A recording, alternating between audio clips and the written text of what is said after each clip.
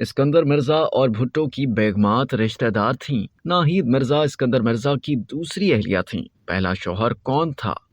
پاکستان کے پہلے صدر اور چوتھے گورنر جنرل اسکندر مرزا کی دوسری اہلیہ ناہید مرزا ایرانی تھیں۔ ایک تحقیقاتی رپورٹ کے مطابق اسکندر مرزا ان کی محبت میں گرفتار ہوئے اور اکتوبر 1954 میں کراچی میں ان کی شادی ہوئی۔ اشرافیہ سے تعلق رکھنے والی ناہید بیگم نصرت اصفہانی بھٹو کی سہیلی تھی۔ اسی دوستی کے نتیجے میں ذوالفقار علی بھٹو پاکستان کے میدان سیاست میں آئے۔ اسکندر مرزا کے بیٹے ہمایوں مرزا اپنی کتاب میں لکھتے ہیں کہ ناہید اسکندر نصرت بھٹو کے رشتے میں کزن بھی تھیں۔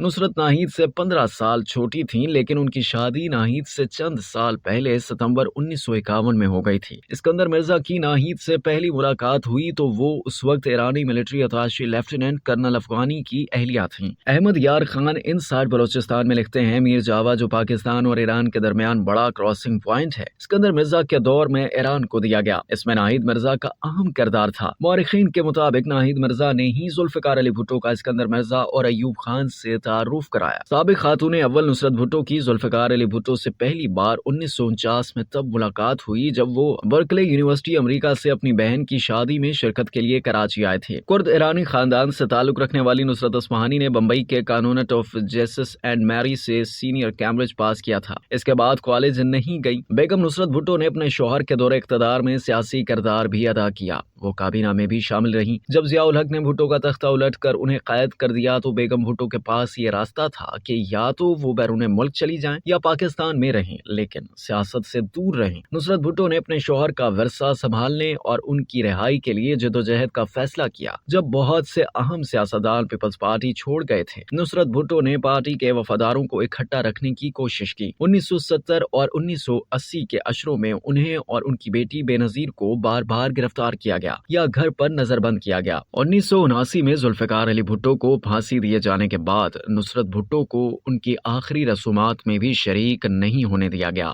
اب تک کے لیے اتنا ہی۔ مزید جاننے کے لیے سبسکرائب کیجیے ڈیلی جنگ یوٹیوب چینل اور لائک کیجیے ڈیلی جنگ فیس بک پیج۔